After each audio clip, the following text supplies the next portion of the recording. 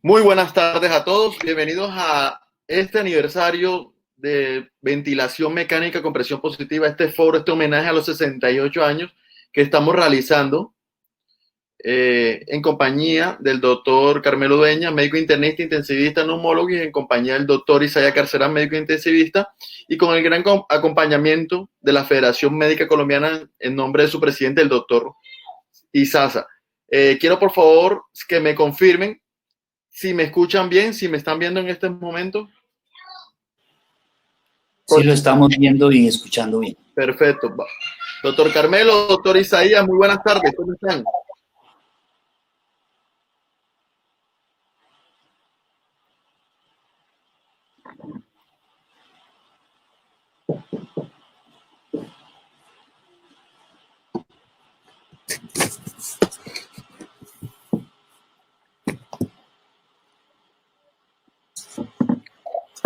Perfecto, nos confirman por el chat que se está escuchando bien. Si en algún momento del foro se le llega a detener, es muy importante que desde su computador tienen una palabra en la parte de arriba que dice reconectar. Solamente deben darle reconectar, eso se les va a actualizar y va a volver a la imagen normal para que no se pierdan nada con nosotros el día de hoy. En el momento tenemos 515 personas conectadas. Esperamos que lleguen un poquito más, pero vamos a ir iniciando. Esperemos que se conecte el doctor Carmelo y el doctor Isaías para darles la bienvenida e iniciar. 3 minutos, en 3 minutos estoy listo para empezar. Perfecto, entonces te esperamos los 3 minutos para darte la bienvenida y darle palabra primero al doctor Izaza para que de parte de la federación.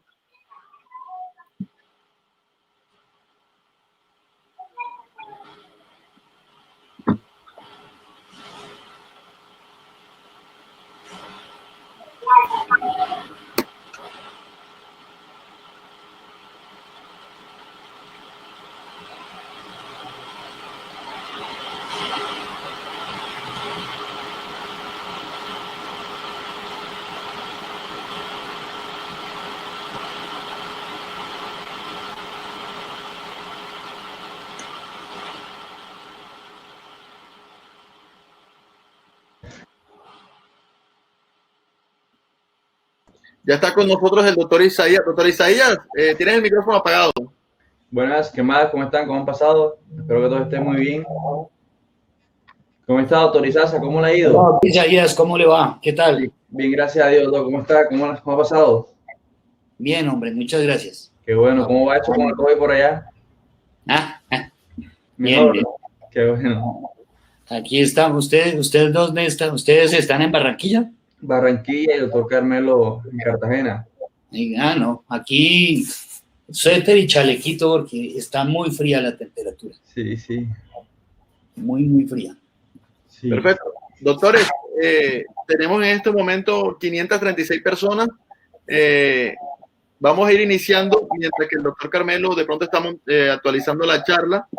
Vamos a darle paso al doctor Izaza, presidente de la Federación Médica Colombiana, quien va a ser el encargado de abrir el foro.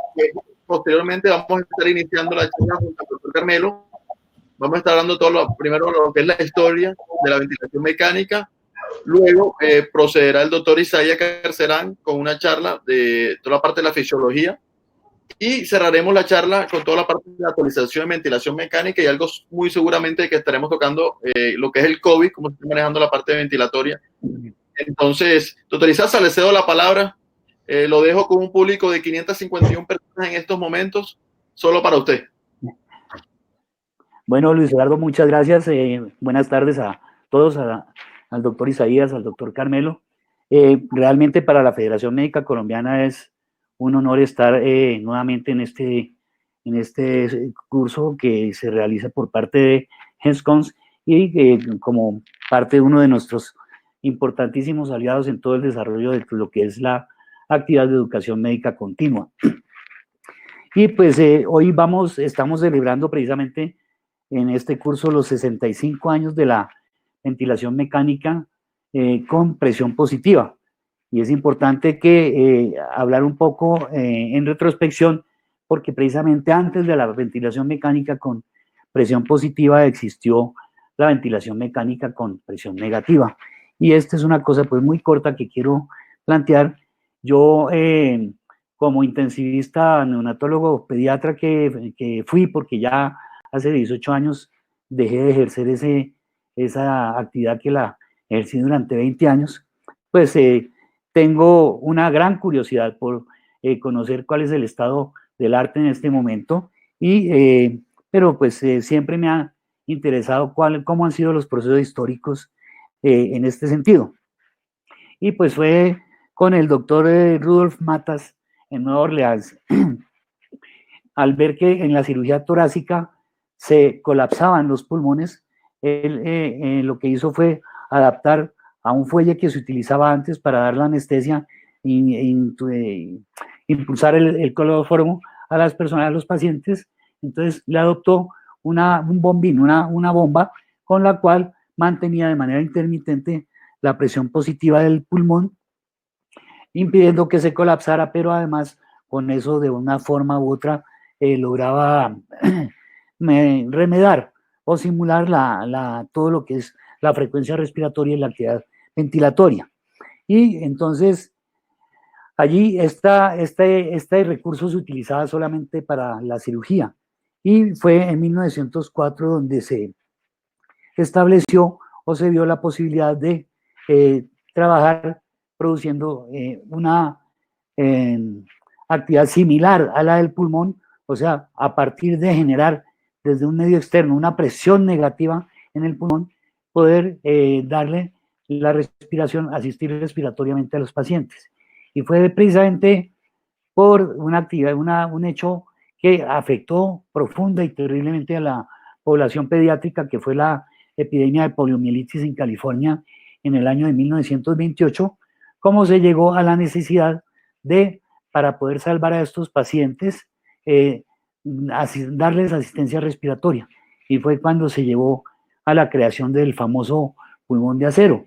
Ese pulmón de acero, imagínense, funcionó desde 1928 hasta el año 58. De aquí en Colombia, recuerdo yo que cuando era estudiante de bachillerato, en el año 68, un año antes de empezar a estudiar medicina, todavía en el Instituto Roosevelt y en otras instituciones, tal vez en el Hospital Santa Clara, no recuerdo cuáles otros, en el Hospital San Juan de Dios y en San José, existía en cada uno de esos hospitales un pulmón de acero. De manera que aquí en Colombia duró 35 años prácticamente la utilización de los pulmones de acero, que solamente hasta bien entrada la década de los 60 se introdujo la asistencia respiratoria con presión positiva, tanto continua como intermitente, con las diversas modalidades. De manera que este avance en todo lo que es la ciencia y la tecnología dedicada a la atención de las personas, y en este caso de la cuestión respiratoria, pues ha sido un avance que sin precedentes, completamente diferente a todas las otras cosas, a muchas de las otras cosas en medicina, y es tal vez de las cosas de las aportes y soportes y terapias médicas que contando con la tecnología, ha evolucionado más rápidamente y de manera más compleja, siendo capaz de casi que simular en una gran cantidad de las variables la fisiología respiratoria. De manera que yo cierro con estas palabras y pues quiero nuevamente felicitar a GESCONS por este esfuerzo, por este aporte a la educación continua, y obviamente a mis colegas, el doctor Isaías y el doctor Carmelo, quienes van a presentarles como siempre unas impecables conferencias que les van a mejorar y actualizar de manera muy clara y muy precisa sus conocimientos. Muchas gracias en nombre de la Federación Médica Colombiana. Muchas gracias, doctor Izaza, por todo eso. Yo sé que está alejado de hace muchos años de la parte respiratoria, pero bueno, hoy vamos a aprender de todo y vamos a comenzar desde lo más básico, desde cómo comenzó la parte de la fisiología, y sé que a muchos les va a gustar. Doctor Carmelo, buenas tardes, bienvenido. Muy buenas tardes, ¿cómo están? ¿Cómo les va? Buenas tardes, doctor Carmelo. Emocionados para ver si compartimos en estos minutos con el doctor Isaías después de la maravillosa introducción del doctor Izaza, que es como si nos hubiéramos puesto de acuerdo para ver cómo interactuábamos en este día de hoy sobre algunos recuentos históricos. Inicialmente voy a hacer un breve resumen de la historia. El doctor Isaías Garcerán va a proceder luego a hacernos una introducción sobre la fisiología de la ventilación mecánica y posteriormente yo voy a hablar algunos aspectos concretos sobre la ventilación mecánica moderna y su forma de desarrollo. Esto es lo que vamos a desarrollar, como acabo de mencionar. Vamos a tener después una sesión de preguntas y de comentarios y de discusión para poder interactuar con todos ustedes. Esto que vemos es probablemente la primera representación gráfica de que hace más de 5.000 años había personas con polio. Es el rescate de unas estructuras en el antiguo Egipto, en el cual está documentado claramente que esta persona, que era un sacerdote, tenía las secuelas de polio, como digo, hace unos 5.000 años. Obviamente, el polio no se presentó en mayor cantidad hasta el siglo XIX y en el siglo XX comenzaron a aparecer las secuelas de polio, hasta tal punto que para la década de 40-50 había unas 50.000 personas por año afectadas con la enfermedad, con más de 3.000 muertos y más de 20.000 personas con secuelas. Obviamente las dos personas que vemos aquí son los autores de las vacunas y esto tendrá mucho que ver con lo que estamos viviendo actualmente en la pandemia de COVID y las vacunas para COVID. El doctor Salk y el doctor Sabin, el primero descubrió e inventó la vacuna con virus para uso inyectable y el segundo la vacuna oral. Pero bueno, lo cierto es que, y eso fue casi que paralelo a lo que voy a mencionar, en esta institución hospitalaria en 1908 se logró el descubrimiento del virus. En ventilación mecánica, lo primero fue probablemente este autor que ideó la primera rudimento de ventilador con presión positiva, que no funcionó adecuadamente hasta que unos 20 años después Drinker creó lo que mencionaba el doctor Izaza, que tal vez fue el mejor pulmón de hierro que se desarrolló en esa década. Estos tres autores, Otis y Fein especialmente, dieron las bases de la fisiología de la ventilación mecánica y a este autor, Met, quien trabajó más adelante en unas publicaciones con Otis, Met fue la primera persona que introdujo el término de distensibilidad en medicina. A esta persona le debemos un gran avance en fisiología. Esto ocurrió hacia 1947 y la primera publicación que hicieron con Otis fue la ecuación de movimiento 1950, que es la base con la cual hemos aprendido y estamos aprendiendo la fisiología de la ventilación mecánica. Pero bueno, como dije, Sal y Sabin descubrieron la vacuna, las respectivas vacunas. El escenario era tan dantesco como lo que ven allí, centenares de personas en galpones grandes con ventiladores de presión negativa, con los pulmones de hierro, eran sometidos a eso. Cientos de personas se hospitalizaron en el peor momento de la epidemia de polio en Europa, especialmente en el norte de Europa. Este es el hospital de Copenhague, en Dinamarca, en donde llegaron más de 300 pacientes con polio. La mayoría de pacientes con polio requerían ventilación mecánica y lamentablemente, como ocurre también hoy en COVID, el 80 a 90% de los pacientes en ventilador fallecían. Y una de las dudas del doctor Ibsen, que era un anestesiólogo que trabajaba en ese hospital de Birmingham, Ibsen, se dio cuenta de que los pacientes fallecían por mal manejo de secreciones, por acidosis respiratoria, por hipercapnia, a pesar de que estaban en ventiladores de presión negativa. Y él pidió autorización a su jefe para hacer traqueostomía y aspirar las secreciones y mejorar el manejo ventilatorio de los pacientes. Estaba claro en ese momento que a pesar de que se ventilaban, no había protección de la vía aérea. Lamentablemente no le autorizaron eso y aún en contra de las órdenes del jefe, exponiéndose a graves consecuencias, el doctor Ibsen decidió el 26 de agosto de 1952 desarrollar una traqueostomía en Bibi Elber, es el nombre de la niña de 12 años a la cual le hizo la traqueostomía. Logró aspirar las secreciones, la mejoró, pero bueno, como tenían ventiladores de presión negativa, la volvió a colocar en el ventilador y con el paso del tiempo de los minutos volvía a desaturarse, a hacer acidosis y a entrar en falla respiratoria, a pesar de que estaba conectada al ventilador. y nuevamente la volví a aspirar y le daba ventilación manual con el ambú, como llamamos hoy, y mejoraba notoriamente.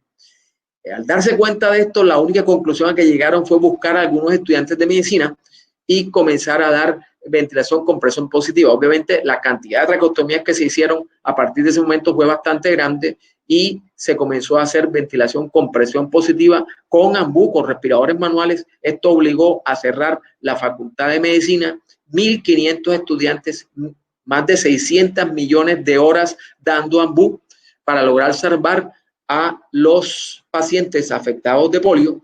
Y lo que logró el doctor Isen con este desarrollo al cambiar la ventilación con presión negativa a presión positiva fue un hito en la ventilación mecánica que llevó al nacimiento de la ventilación mecánica moderna y obligó a la creación de salas en donde se hacía un cuidado más especial de estos pacientes y al nacimiento del cuidado intensivo. Es por eso que hoy, después de todo ese tiempo y celebrando el hecho de que con esa estrategia logró disminuir la mortalidad de más de 80% a mucho menos que el 15%, es que hoy digo, estamos celebrando esta fecha conmemorando el cambio de ventilación de presión negativa a presión positiva y el gran desarrollo que ha surgido con el paso de los años. Son 68 años de desarrollo tecnológico y científico de mayor conocimiento con el cual estamos celebrando pues el cumpleaños de la ventilación mecánica, que prácticamente es el mismo cumpleaños de la medicina intensiva moderna.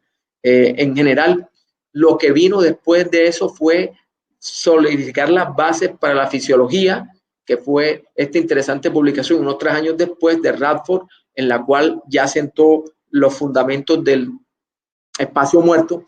Y esto que probablemente nos llevó a algunas limitaciones, esta publicación de 18 pacientes anestesiados, los convenció a los autores y durante varias décadas a que los volúmenes corrientes altos corregían las atelectasias, generaban menos acidosis, mejoraban la oxigenación y por eso a partir de ahí, estamos hablando en 1900, la década de los 60, se desarrolló la ventilación mecánica con volúmenes altísimos, obviamente con dramáticas consecuencias tanto en el quirófano como en la unidad de cuidado intensivo.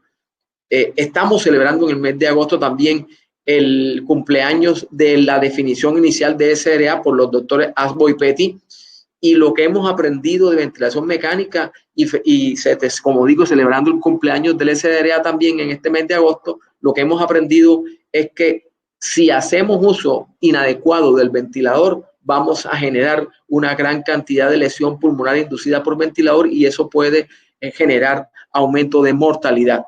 En este momento quiero dar paso al doctor Isaías Gazarán, celebrando cumpleaños de la ventilación mecánica, para que nos ilustre sobre el manejo de la fisiología en ventilación mecánica, para luego seguir con algunos aspectos concretos de la ventilación mecánica moderna. Doctor Isaías, gracias por participar.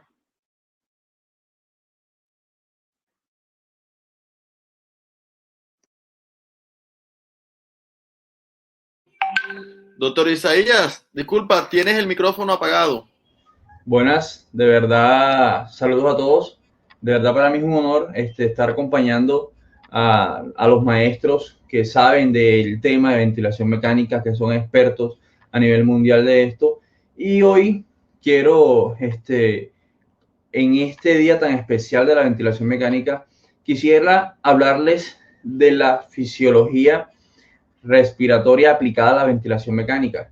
Y esta charla la he llamado de las ciencias básicas a la práctica. O sea, voy a tratar de dejarles todos los conceptos en un lapso de 20 minutos claros a ustedes, para que ustedes automáticamente, apenas tengan estos conceptos, lo lleven a la práctica con el profe Carmelo y así sea más fácil entender qué es la presión pico, qué es la presión plató, qué es el break pressure y algunos datos que fisiológicamente yo creo que podemos ir describiendo en el paso a paso. Lo primero que tengo que decirles es que cada vez la ventilación mecánica es fundamental. Esta pandemia nos deja una enseñanza que a veces lo que nosotros creíamos que era por decirlo así, la piedra angular, decir que la PAFI, un paciente con PAFI menor de 150 no lo debo de intubar, un paciente con PAFI menor de 150 tengo que hacer algo, tengo que conectarlo al ventilador mecánico. Hoy nos damos cuenta que a veces todo lo que está escrito, a pesar de que tiene evidencia, todavía nos falta mucho. Vemos que antes de esta pandemia del COVID, la mortalidad de un paciente cuando entraba a la ventilación mecánica era en promedio del 32%, 35%. Pero vemos que en la primera etapa que hubo de los pacientes con COVID, la mortalidad de la mayoría de centros fue alrededor del 70%. ¿Qué nos deja esto de enseñanza? Que todos los días tenemos que estar al pie del cañón, educándonos, entrenándonos y tratando de aprender de nuestros maestros que saben de ventilación mecánica. Vemos que a través de la fisiología ustedes pueden descubrir un ventilador mecánico. En la agenda que les tengo para ustedes, básicamente, hoy me corresponde a mí hablarles sobre fisiología aplicada. Luego el profe va a hablarles sobre el ventilador mecánico. Todos sabemos que el sistema respiratorio tiene un objetivo, que es renovar el gas alveolar.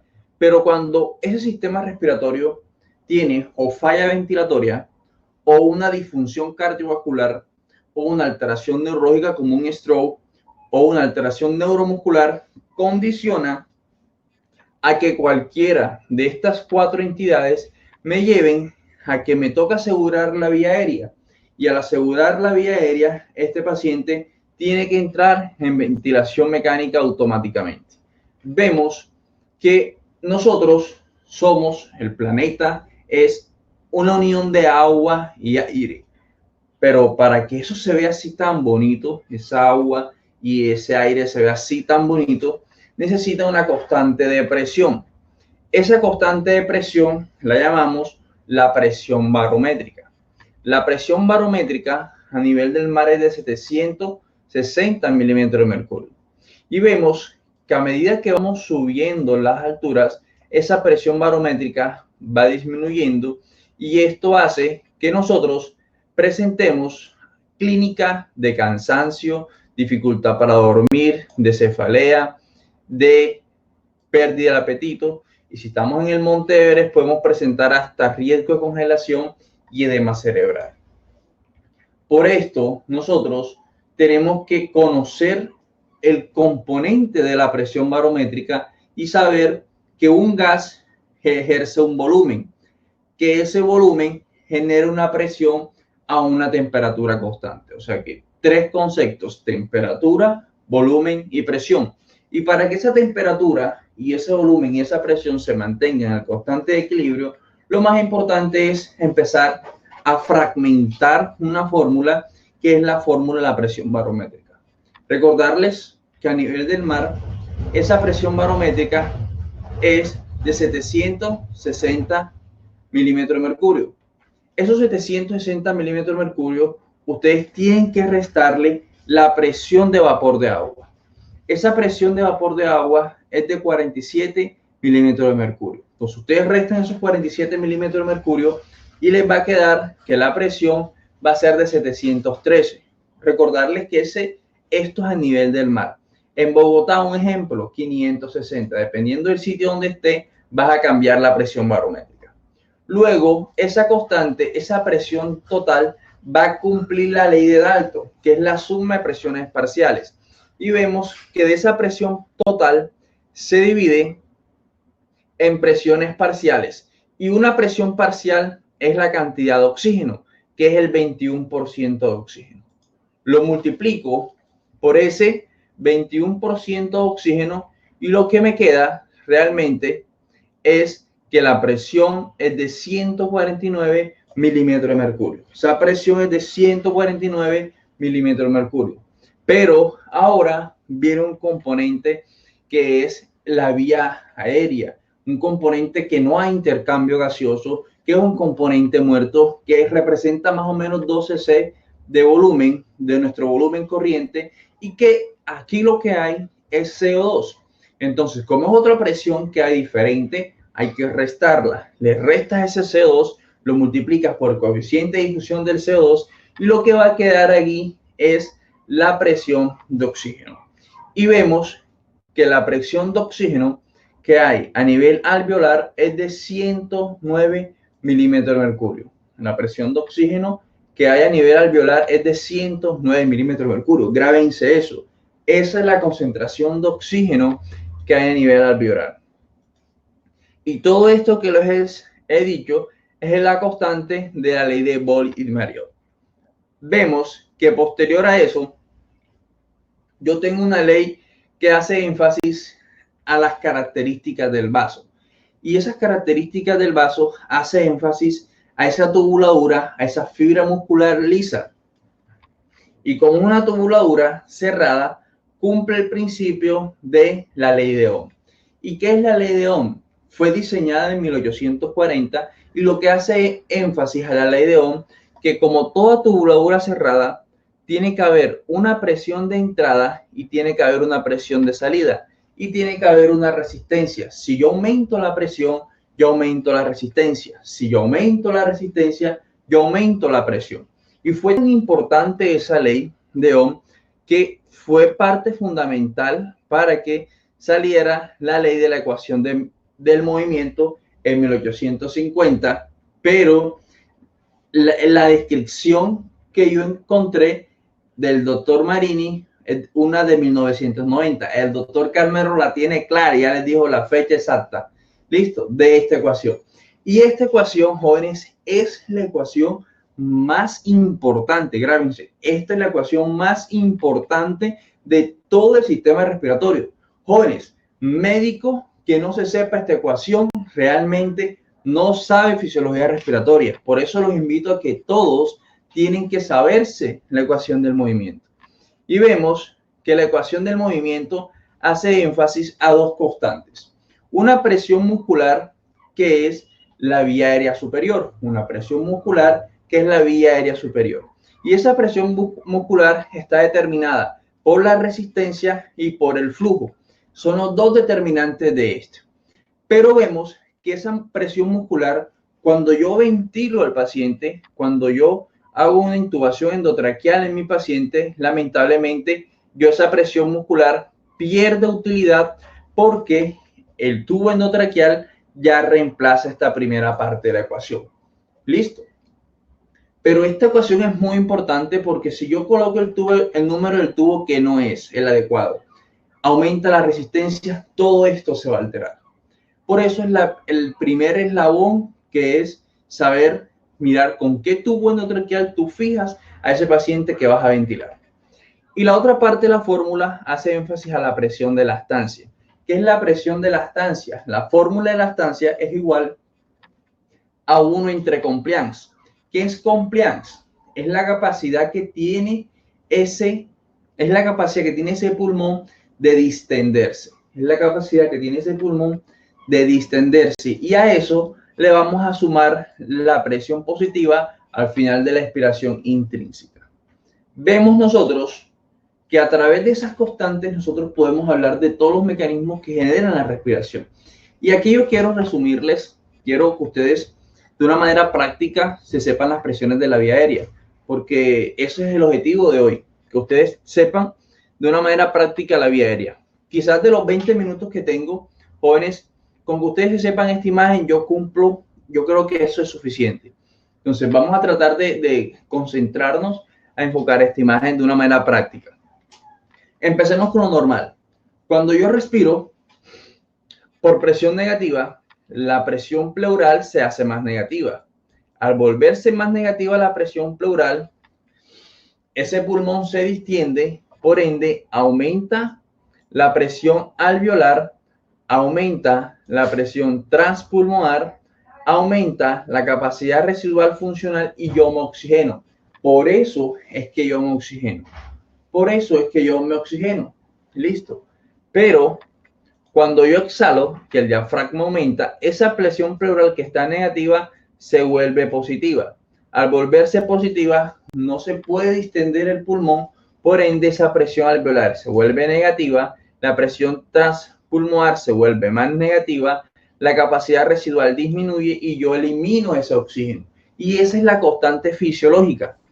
Pero cuando un paciente me llega y el paciente tiene antecedentes de obesidad, de embarazo o de ascitis o cualquier patología que aumente esa distensión, esto genera automáticamente que la presión gástrica aumente, y lamentablemente la presión gástrica es un determinante de toda esta ecuación, porque la presión gástrica al aumentar aumenta la presión transdiafragmática, y esa presión pleural que necesita volverse negativa para poder expandirse ese pulmón no lo va a poder hacer.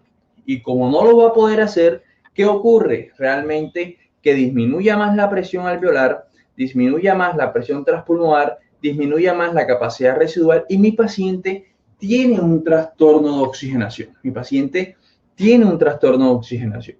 ¿Y qué lleva todo esto? A que un paciente en esas condiciones sufra de hipoxia, sufra de hipoxemia.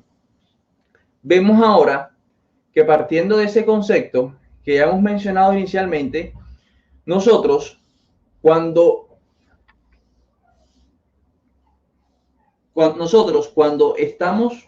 queremos mejorar esa condición, ¿qué hace la ventilación mecánica? La ventilación mecánica hace todo lo contrario a lo que hace la fisiología. La ventilación mecánica no es presión negativa, es presión positiva. Y esa presión positiva que entra al pulmón aumenta la presión alveolar. Al aumentar la presión alveolar, aumenta la presión transpulmonar, aumenta la capacidad residual funcional y mi paciente se oxigena. Por eso, cuando yo ventilo a un paciente, yo voy a mejorar la oxigenación. Listo, por eso cuando yo ventilo a un paciente, yo debo mejorar la oxigenación. Por eso, nosotros de manera indirecta sería ideal evaluar la presión alveolar. O sea, lo bacano es que yo pueda medir esa presión, pero es muy difícil uno medir la presión alveolar. Lo puede hacer de manera indirecta. Y lo más cercano a hacerlo es a través de un catéter esofágico para medir de manera indirecta la presión alveolar. Es lo más cercano a hacerlo. Pero nosotros, si no tenemos ese catéter para medirlo, podemos utilizar unos determinantes de esa presión alveolar que, mal o bien, nos pueden servir como indicadores de pronóstico de mortalidad. Y son unas presiones que en el ventilador mecánico sí puedo verlas, que son la presión inspiratoria pico, la presión media de la vía aérea y la presión meseta. Para evaluar la presión meseta, tengo que hacer una pausa inspiratoria para evaluar la presión meseta. Y esas serían las tres determinantes que representan de manera indirecta la presión alveolar. Ojo, comparando lo que mejor le va a medir la presión transpulmonar, pero si tú tienes estos tres, mide estas tres, porque con tener un catéter esofágico muy poco la van a tener. Así que piensen que ahorita que el profe Carmelo les diga cuánto es el valor de corte cada uno, ya van a entenderlo. Y vemos que yo puedo modificar estas tres presiones a través de la PIC. Cuando yo le coloco presión positiva al final de la expiración a un paciente, yo puedo modificar esas tres presiones. Y eso va a ser un determinante. Ahora, llegó el doctor Amato y dijo, hey, ven acá. O sea, si tú me estás diciendo a mí, Isaías, que las presiones alveolares del paciente indirectas de las tres, la que mejor le va es a la presión meseta, ¿por qué yo no cojo la presión meseta y le resto lo que tú le estás colocando? Le resto la PIC. ¿Por qué no haces eso? Entonces él cogió la presión meseta y le restó la PIC y hizo una fórmula que se llama el dry pressure o presión de conducción. Y ese dry pressure o presión de conducción es un determinante fundamental para evaluar la mortalidad del paciente. Así que eso es lo que hizo a través de esas presiones. Ahora, en el alveolo tenemos el surfactante pulmonar. Si yo no tengo surfactante pulmonar, yo puedo generar edema por tensión, yo puedo generar sí o sí tensión de tendencia al colapso y puedo generar un disturbio en instabilidad hemodinámica. Y esos son los tres problemas cuando yo genero, los tres problemas cuando yo agoto el surfactante. Y hay patologías que se encargan de agotar el surfactante. Pero también el ventilador mecánico, si yo no lo sé usar, puedo generar trauma y también puedo afectar ese surfactante pulmonar. Así que grábense todos esas primeras constantes.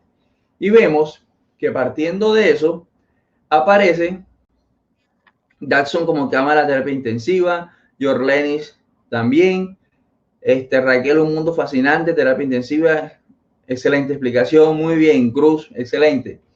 Y de aquí aparece el concepto de distensibilidad, que la distensibilidad no es más que el delta de volumen entre el delta de presión.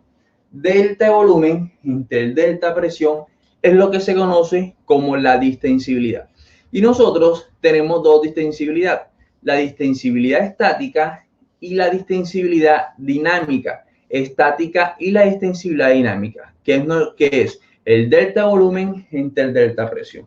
Y el valor de corte de ellas más o menos es de 50 a 80. Entonces, si yo tengo una distensibilidad disminuida, hacemos énfasis que ese pulmón está injuriado, que ese pulmón está sufriendo y que ese surfactante se está agotando, porque ese alveolo está con tendencia al colapso por edema, por tensión y por un disturbio de la ventilación perfusión. Y esto es lo que causa la hipoxia en el paciente. Partiendo de este enunciado, quiero recordarles a todos ustedes que uno de esos principales determinantes que ustedes sepan que a través de la ventilación mecánica, así como tiene efectos positivos, también tiene efectos negativos. La ventilación mecánica tiene unos efectos intrapulmonares y otros extrapulmonares. A nivel intrapulmonar, condiciona a que me resuelve un paciente con hipoxemia o hipercapnia, me mejora la oxigenación. Pero si yo no sé manipular un ventilador, no tengo claros los conceptos, yo en vez de hacer beneficio, puedo generar es maleficencia, o sea, es barotrauma, biotrauma, ateletrauma, ergotrauma, miotrauma. Puedo generar una serie de complicaciones por no saber manipular el ventilador. Es tanto que la presión positiva a nivel cerebral también genera cambios, porque la presión positiva, el ventilador, en un paciente con lesión neurológica aguda, puede condicionar a disminuir la presión de perfusión cerebral y puede empeorar al paciente. La ventilación mecánica también, si yo no tengo en cuenta todos sus efectos, puede ocasionar que aumente la presión intraabdominal, que disminuya la presión de perfusión de órganos, que produzca hipoperfusión gástrica, hipoperfusión esplácnica, y esto condiciona a alterar la motilidad intestinal y generar translocación bacteriana. Miren todo. Y también puede generar también disfunción hepática, disfunción renal y ocasionar injuria renal. Imagínense todos los efectos que yo puedo ocasionar cuando yo programo mal el ventilador mecánico.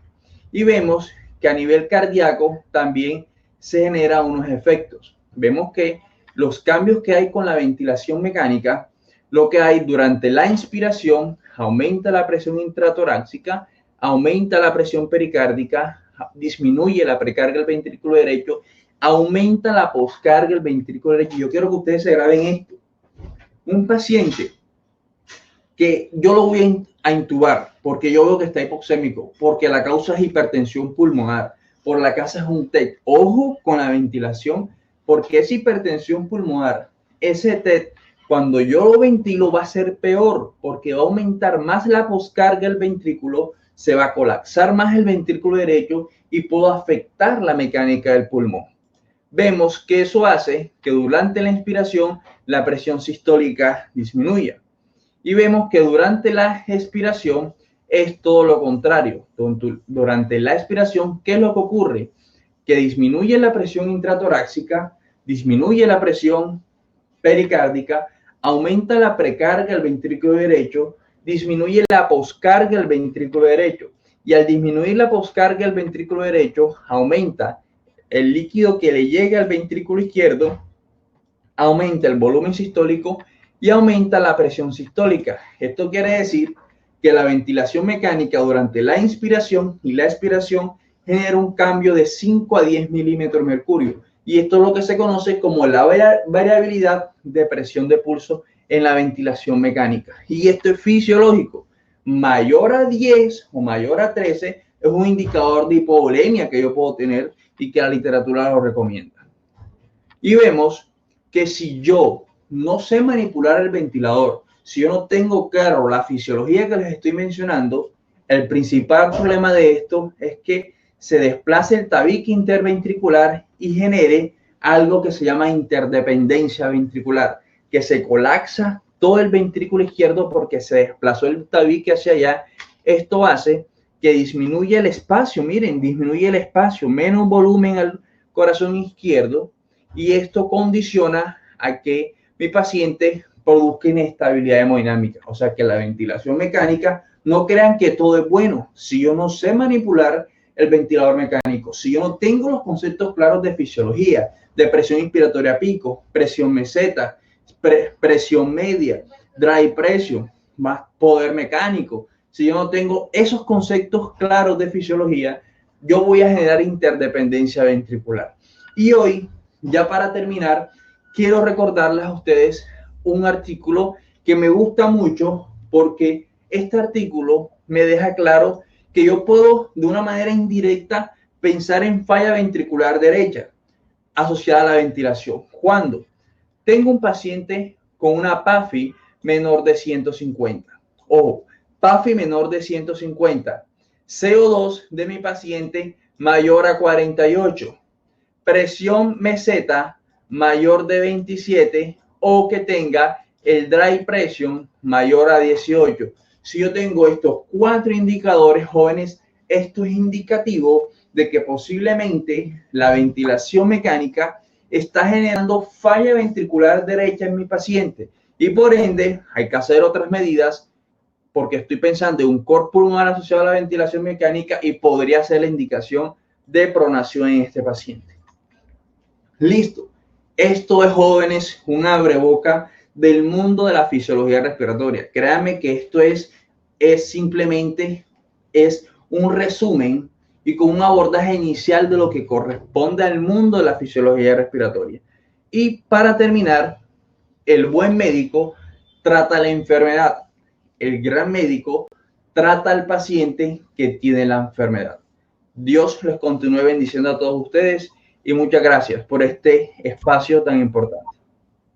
Doctor Isaías, muchas gracias por compartirnos un poco de tu conocimiento y experiencia. Doctor Carmelo, antes de darle la palabra, voy a explicarles una cosita de pronto a las 650 personas que están conectadas, porque están haciendo unas preguntas de si tiene certificado de asistencia al foro. Entonces, déjame y se las aclaro para darle paso a usted, y luego entramos todos para un set de preguntas y respuestas. Lo ideal es que, para que todos sepan, vamos a terminar el foro aproximadamente a las 6:45 p.m. como tarde, dependiendo de la cantidad de preguntas que tengamos. A todos los que están conectados, de antemano, mil gracias, muchas gracias por todos. Ustedes ven en el chat, en la parte superior, dice YouTube, que es con Educa. Ahí hay un link. En ese link les voy a pedir el favor que se pueden suscribir a nuestro canal de YouTube, porque en 48 horas este foro, esta charla la podrán ver y reproducir cuantas veces deseen, para que se suscriban a nuestro canal de YouTube y así puedan volver a ver la charla. Al final de la charla le tenemos unas sorpresas en honor a esta fiesta de cumpleaños. En toda fiesta de cumpleaños hay sorpresas y hay regalos, entonces los vamos a dar al final. Y al final les voy a explicar cómo es el proceso para la certificación. Les voy a explicar muy detalladamente cómo tienen que hacer para la certificación, y lo voy a hacer al final para que todos puedan estar y saber cumplir la asistencia. Nosotros aquí internamente, le agradezco al cuerpo de ingeniería de sistemas que nos está acompañando el día de hoy, están encargados de todo, así que no se preocupen, que ellos están los encargados de tomar la asistencia el día de hoy. Entonces, suscríbanse a nuestro canal de YouTube, y si no es más, doctor Carmelo, le doy la palabra y nos vemos ahora, doctor Isaías, todos juntos. Dale. Listo. Gracias, doctor. Adelante, doctor Carmelo, gracias. Listo. Bueno, habiendo dicho lo que mencionó el doctor Isaías Garcerán, lo que vamos a ver ahora es algunos aspectos concretos sobre la ventilación mecánica y fundamentalmente sobre el SRA. El punto aquí es que el SRA, como vemos, es una patología de gran impacto en nuestros pacientes. Se presenta casi que en la mitad de pacientes ventilados y lamentablemente se diagnostica en menos de la mitad de los casos y se asocia con una alta mortalidad. Inclusive los pacientes que sobreviven quedan con graves secuelas. En los últimos 10 años han surgido una larga lista de guías, sobre todo en los últimos 3 años, guías europeas y guías americanas. La japonesa plantea algunos desenlaces y algunas recomendaciones, pero todas en resumidas cuentas concluyen que hay muy pocas recomendaciones con evidente nivel de evidencia cuando a fármacos. Y les recomiendo las guías del Consenso Nacional de CRA publicadas por la Asociación Colombiana de Medicina Crítica y la Asociación Colombiana de Neumología. Está ya publicada en las revistas de esas sociedades y voy a tratar de hacer mención a algunos aspectos. Obviamente sabemos claramente la definición de SRA que nos dijo Berlín, básicamente una lesión, unas opacidades radiológicas, haber descartado la falla cardíaca y una hipoxemia importante. Algunos principios básicos nos los mencionó ya el doctor Isaías, y es los conceptos que Gattinone nos mostró, que lo que estamos enfrentados es a un pulmón pequeño, un pulmón de bebé y no un pulmón rígido, y que los conceptos de estrés y strain se fundamentan en la base de usar bajos volúmenes para no ofrecer una fuerza que deforme, que afecte al pulmón, y por otro lado evitar el colapso o la deformabilidad empleando PIP. Entonces, el concreto de manejar el estrés y el strain se reduciría a usar bajos volúmenes en la inspiración y evitar el colapso al final de la expiración con PIP. Hemos aprendido, y lo voy a mencionar a continuación, tiene que ver con COVID, porque creo que el COVID nos ha enseñado algunos aspectos concretos. Es claro que ya sabemos algunos factores de riesgo que tiene el paciente con COVID para desarrollar mayor problema, pero quería mencionarle algunos aspectos que el paciente joven, y ya hay publicaciones y reportes de pacientes jóvenes que han fallecido, digo que ya se sabe que esos pacientes jóvenes les va mal con el COVID, fundamentalmente porque tienen una alteración en el Toll-like receptor 7, es una variable genética que condiciona un desenlace fatal cuando surge la COVID. La experiencia nuestra en Cartagena, con más de 1,000 pacientes, nos demostró que, al igual que en el mundo, los pacientes con EPOC, los pacientes con diabetes y con falla renal crónica son los que más morbilidad tienen, los que más ingresan a cuidado intensivo y los que más riesgo de muerte presentan. Obviamente no es una gripa, y tan no es una gripa que ya hoy algunos autores colombianos como la Fundación Alzac y el doctor Nelson Alvin nos muestra que a 15 de julio se había perdido más de 103.588 años de vida en promedio. Se había perdido por los fallecimientos que había tenido. Y de ocurrir lo que se prevé, a 1 de noviembre tendríamos alrededor de unas 30.000 muertes. Y con eso, la COVID se convertiría en el 2020 en la primera causa de muerte y la primera causa de años de vida perdidos. Años de vida saludables perdidos, perdón. Sabemos ya también que hay unos 6 clústeres de síntomas, 6 clústeres de síntomas que van desde 3, que son muy leves, que parecen una gripa, y 3 que ya son más severos, que cursan con fatiga, con confusión, y el último que es una mezcla de compromiso abdominal y respiratorio. Y estos clústeres ya se han equiparado con algunos desenlaces clínicos, fundamentalmente que tenemos que los pacientes del nivel severo 3 son los que se hospitalizan más, y 1 de cada 5 de estos pacientes de ese nivel severo 3 requieren apoyo ventilatorio. Es lo que hemos estado viendo últimamente. Un aprendizaje que hemos tenido con la COVID es el uso razonable, temprano y frecuente de la posición prona por mejorar la oxigenación aún antes de intubar. Además, el uso razonable del oxígeno para evitar la toxicidad, como dije, la pronodinámica.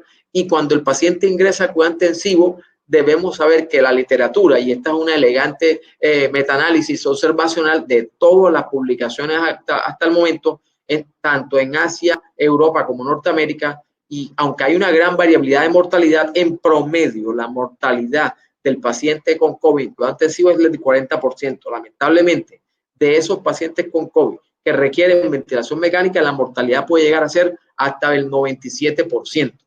la mortalidad en Cartagena de esos pacientes que estuvieron en ventilación mecánica en nuestro servicio osciló entre el 25 y el 33%. Obviamente todos tienen hipoxemia. Obviamente uno quisiera ofrecerle ventilación mecánica a estos pacientes, pero antes que nada, monitoreo de saturación, guiarse por la SAFI y hacer uso de fracciones de oxígeno para mantener saturaciones conservadoras alrededor del 93%. Y una enseñanza que a nivel mundial ha traído la COVID es el uso de estrategias no invasivas como la cánula alto flujo. Ya esto había sido propuesto hace varios años, está en una publicación de hace 5 años, un estudio relativamente grande con más de 300 pacientes en falla respiratoria que mostró que la cánula alto flujo podría ser útil. Una revisión sistemática y metaanálisis confirmó lo anterior, y esto fue antes de la COVID, y ya hay publicaciones que nos han mostrado que combinar la cánula alto flujo o la no invasiva con ventilación prona trae desenlaces benéficos, incluso en pacientes con COVID como en pacientes no COVID. Es claro que el estudio LONG-6 también nos mostró algunos desenlaces benéficos de la ventilación no invasiva, pero en pacientes que tenían PAFI mayor de 150 y ojalá 200. En pacientes con SRA moderado o severo, la no invasiva no tiene esos desenlaces. Y recordemos que la escala HACR, que se fundamenta en frecuencia cardíaca, pH, escala de Glasgow, PAFI y frecuencia respiratoria, nos puede orientar a decidir si le vamos a hacer invasiva o no invasiva. Probablemente algunos de los fracasos, o digamos lo contrario, de los éxitos que ha tenido la no invasiva en COVID se han ido asociando con el uso del casco o helmet, más que las máscaras o las interfaces oronasales o faciales totales. En este punto, cuando uno se enfrenta a un paciente hipoxémico con COVID o sin COVID, que quiere colocarle medidas no invasivas de oxigenación, como la ventilación no invasiva, la cánula alto flujo, hay que recordar que ya hay algunas publicaciones que nos hacen mención de lo que hoy se llama como lesión pulmonar autoinducida o PSIL, que no es más que la lesión pulmonar producida por el esfuerzo inspiratorio exagerado, como vemos aquí. Un paciente como este, que tiene un esfuerzo respiratorio marcado, es un paciente que tiene distensión toracoabdominal y es un paciente que probablemente va a generar un daño al pulmón, especialmente a nivel intravascular. Y esto es importante porque esa decisión de si lo intubo o no lo intubo tiene mucho que ver porque nos enfrentamos a un paciente que, a pesar de estar desaturado, no se ve mal, no se queja de estar mal. Lo hemos padecido todos, tanto en urgencia como en cuidado intensivo. Saturaciones de 70 y el médico dice, pues yo no lo intubé porque no se veía mal y el paciente estaba hablando y no parecía tener dificultad respiratoria. Eso es lo que se ha llamado la hipoxemia feliz, y ya la fisiopatología de esa hipoxemia feliz, que está muy relacionada con compromiso neurológico, ha sido ya publicada y está bien referenciada y descrita, y que puede obligar a escenarios en los cuales no estamos pensando que iban a ocurrirnos. Bueno, íbamos realmente en que el paciente con falla respiratoria hipoxémica en el escenario de COVID hemos aprendido que tenemos varias herramientas que ya se usaban antes, pero se han implementado mucho más en el momento de la pandemia, que son la cánula alto flujo, la ventilación invasiva, combinar estas dos herramientas con la ventilación prono. Y esto ha sido porque ante la mortalidad tan alta ha habido serios cuestionamientos de si es el ventilador, la ventilación mecánica o qué lo que se asocia con ese incremento de mortalidad, y por eso muchos han optado por no intubar al paciente. Eso todavía es una gran discusión, pero la realidad es que enfrentado a un paciente crítico, si está con gran esfuerzo respiratorio, con disociación toracoabdominal, con una PAFI muy baja, no ha funcionado la no invasiva, la cánula alto flujo por 1 hora, la decisión debe ser intubar al paciente. Y obviamente la intubación debe ser premedicada, fundamentalmente con medicamentos como el fentanil, el rocuronio. Eventualmente puede hacerse uso de drogas como la ketamina o la oxacilcolina en escenarios de pacientes inestables. Y cuando vamos a colocar el ventilador, debemos tener claro que los parámetros son muy similares, los parámetros iniciales, a los que hemos dicho ya en otras ocasiones, recordando que, como ha mencionado el doctor Gattinoni y el doctor Marini recientemente, el COVID es como un SRA, un pulmón de bebé, un pulmón pequeño pero es un pulmón de bebé dinámico, en el sentido en que con la prono el pulmón puede cambiar, el pulmón funcional puede cambiar de un momento a otro. El modo ventilatorio inicial debiera ser asistido, controlado por volumen, y de no lograrse las metas o no lograrse los volúmenes y las presiones de protección, de ventilación protectora, habría que pasar a presión control. Recordando que en ventilación con presión control, si bien este es un modo que recluta alvéolos, es un modo que aumenta el riesgo de incrementar la presión transpulmonar y puede tener desenlaces adversos. Entonces, ambos modos tienen sus limitaciones y hay que tener sumo cuidado. El tercer parámetro es el volumen corriente, y el estudio ARMA nos enseñó ya que hay que usar volúmenes menores de 6 cc por kilo, independiente de la extensidad del paciente y asociado con presiones mesetas, ojalá menor de 30. Y para establecer el volumen corriente debemos basarnos en el peso predicho, una fórmula que ya está disponible en internet y que fue usada en el estudio ARMA. Dicha fórmula se basa en como digo, en el peso predicho para calcular el volumen corriente que le vamos a suministrar a nuestro paciente. Y esto va de la mano con implementar una frecuencia respiratoria alrededor de 20, y que cuando vamos a aumentar la frecuencia respiratoria para evitar los efectos adversos de la alta frecuencia, debiéramos monitorizar la presión meseta, la presión de conducción y el autopip. Y obviamente, hablando de esto, la PIP la debiéramos evaluar, o la PIP ideal o la PIP óptima en nuestro paciente podría evaluarse de diversas maneras. Hoy por hoy, las estrategias para evaluar si debo seguir subiendo la PIP están dadas por la tabla de FIDO-PIP, por la distensibilidad y por la presión de conducción. En concreto, cuando subo la PIP y el paciente le mejora la presión de conducción, entonces la presión de conducción baja y mejora la distensibilidad, estoy haciendo bien. Si subo la PIP y la presión de conducción sube y la distensibilidad baja, estamos haciendo mal y podemos probablemente hacerle daño al paciente. Eso es lo que nos recomienda el consenso colombiano SRA, y lo que el doctor Garcerán nos estaba mencionando muy juiciosamente es que la presión de conducción propuesta por el doctor Marcelo Amato es una buena variable sustituta para monitorizar a los pacientes, porque nos habla objetivamente de cuál es la cantidad de pulmón funcional que estamos ventilando. Hay unos serios cuestionamientos sobre las maniobras de reclutamiento que todavía, de acuerdo al estudio ARTS, no han mostrado tener impacto en sobrevida. Obviamente estos pacientes requieren bloqueantes neuromusculares, y estos pacientes además van a requerir ventilación prona, como ha sido demostrado juiciosamente en el metaanálisis por el doctor Landoni y el metaanálisis de Tonelli, asociado a la prono y a los relajantes. Si no logramos las metas, habría que considerar la ECMO, de acuerdo a lo que mencionó el estudio OLIA. Y un punto concreto que aprendimos también con la COVID: las grandes hipercapnias se asocian con una alta mortalidad.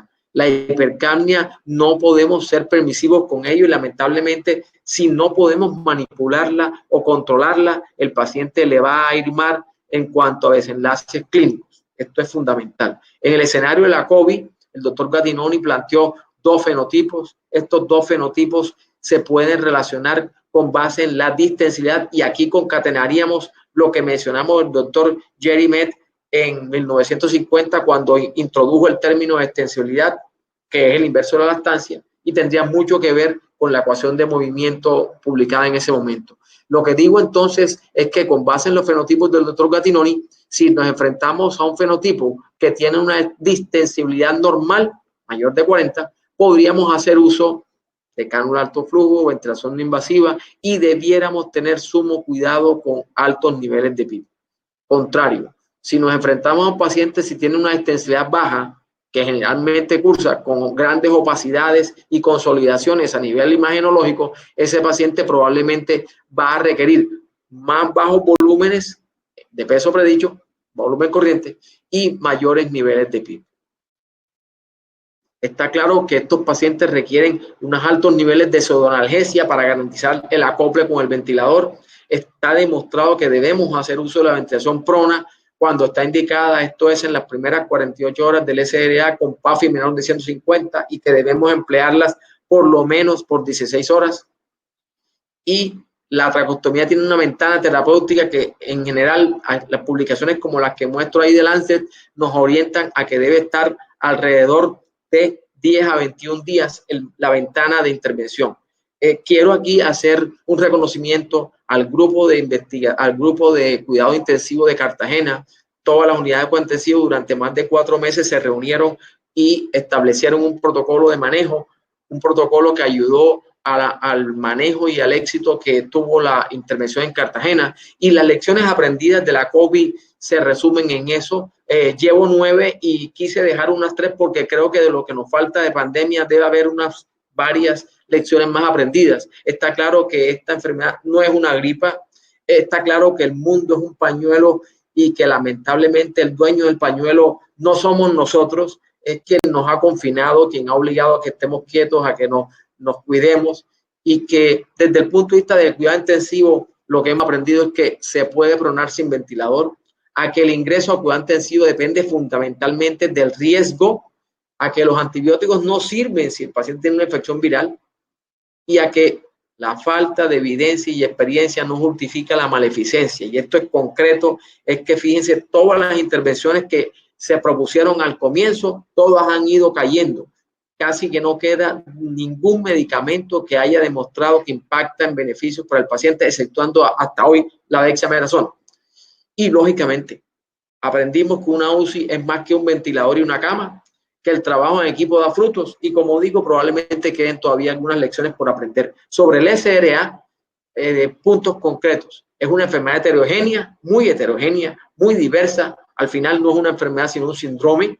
Es un síndrome que debiera obligarnos a establecer que, por ejemplo, como mostramos aquí, los obesos se comportan diferente a los no obesos. Concretamente, en el obeso la presión de conducción no es tan importante, impactante en pronóstico como en los no obesos. Eso es una cosa que lo diferencia, un tipo de fenotipo que mostraron también el estudio Oxalate. Y otro aspecto fundamental en estos casos es que lo que nos muestra el estudio de Asolay es que las comorbilidades generan también fenotipos. Esto es que un paciente con EPOC que hace un SRA se comporta de manera diferente desde el punto de vista clínico y ventilatorio a un paciente con edema pulmonar que hace un SRA o con cirrosis hepática que hace un SRA. Entonces, esos son otros fenotipos y que las comorbilidades hay que tenerla en cuenta en mis pacientes. Y la doctora Carolina Calfi nos mostró los fenotipos inflamatorios con diversos escenarios que fueron confirmados en esta otra publicación, y se nos ha confirmado recientemente que los fenotipos persisten en el tiempo. O sea que hay que identificar qué fenotipo tiene mi paciente para establecer qué intervenciones voy a desarrollar. Y esto nos lleva a pensar que la ventilación mecánica debe ser personalizada, no una receta de cocina, no un estándar para todos los pacientes. Y debiéramos ir implementando herramientas y tablas como esta que nos muestran que las características genéticas, las comorbilidades, la causa de ingreso, si el SRA es pulmonar o extrapulmonar, qué tan inflamado está el paciente, todas esas variables debieran incidir porque van a impactar en desenlace clínico para el paciente. Y variables que han impactado probablemente para explicar por qué todas estas intervenciones no han funcionado en SRA, como no han funcionado en la mayoría de intervenciones farmacológicas en COVID. Y enfrentado a mi paciente, yo debo hacer con SRA el estudio ARMA bajo volúmenes corrientes, con presiones meseta bajas, con presiones de conducción bajas menores de 15, presión meseta menor de 30, presión pico menor de 40, PIP el adecuado, relajar el paciente como mostró Papazian en el estudio Acurasis, pronar al paciente como mostró Gering en el estudio Proceva, y eventualmente, si no logro los beneficios, implementar el ECMO en los pacientes con hipoxemia refractaria o con hipercapnia que no se controla con frecuencias respiratorias altas. Algunos modos ventilatorios nuevos como la APRB se ha propuesto. Hay algunas publicaciones que han planteado algún beneficio tangencial, pero hoy por hoy todavía no está demostrado. Y cuando vamos a implementar modos como ese, como la APRB, debemos tener en cuenta lo que dije al principio antes de intubar al paciente. La respiración espontánea puede ser pésima si permitimos que haya un esfuerzo inspiratorio marcado. El estudio de Yoshida y colaboradores muy elegantemente demostró que la respiración espontánea genera una presión transvascular tan alta que daña el endotelio y que produce mayor edema pulmonar de permeabilidad. Entonces hay que tener sumo cuidado con eso y por eso hay que ser rigurosos con los volúmenes bajos y con el monitoreo de una presión pigo menor de 40, una meseta menor de 30, una presión de conducción menor de 15.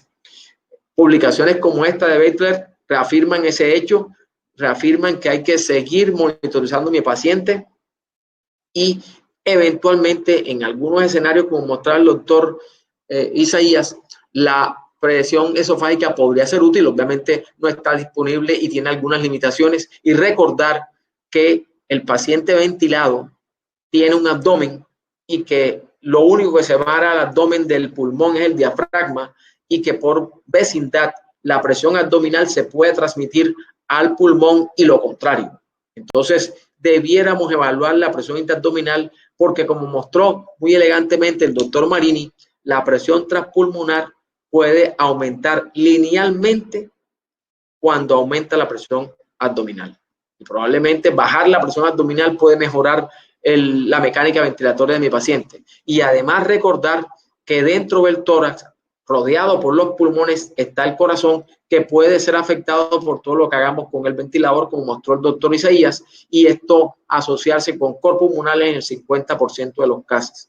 Resumido, volúmenes bajos, presiones bajas, usar PIP juiciosamente, relajarlo cuando haya necesidad, pronarlo cuando sea necesario y eventualmente considerar el ECMO en algunos casos muy puntuales. Y recordar que este paciente con SRA no tiene una enfermedad, tiene un síndrome caracterizado por una hipoxemia generada por 3 aspectos fisiopatológicos, por opacidades radiológicas causadas por diversas patologías, que tenemos que descartar la falla cardíaca y que hay unas variables del paciente que debemos considerar porque se convierten en fenotipos que van a hacer que el paciente cambie o no. En conclusión, podríamos terminar con que en el SRA y en la COVID, ventilatoriamente, y para celebrar los 68 años de la ventilación mecánica y de la medicina crítica que cumplimos hoy, debiéramos menos FI2, menos volumen corriente, menos meseta, menos presión de conducción, usar el PIP adecuado, emplear la ventilación prona lo más temprano posible con el uso de relajantes neuromusculares cuando está indicado y eventualmente cuando no hay más remedio, hacer uso de la ECMO. Muchas gracias y quedamos disponibles para sus preguntas. Cualquier comentario, duda, con mucho gusto. Perfecto, doctor Carmelo, muchas gracias. Vamos a entrar a esta sesión de preguntas. Quiero explicarles antes que comencemos, porque seguramente tendremos un mundo de preguntas y trataremos de contestar algunas. De pronto no alcanzaremos todas. Por eso es muy importante y aprovecho el espacio para que aquellas personas que puedan se inscriban en nuestros cursos de ventilación mecánica que tenemos con el doctor Carmelo. Y ahí dejamos todo más clarito y tenemos un live con él 2 horas para que nos haga preguntas y nos responda todo.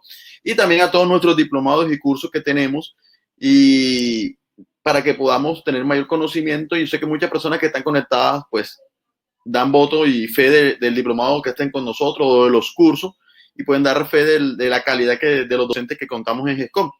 Entonces vamos a pasar a esta sesión de preguntas y es muy importante lo siguiente. Al final vamos a estar regalando, chicos, ojo, vamos a estar regalando un curso y un diplomado. O sea, vamos a regalar becas.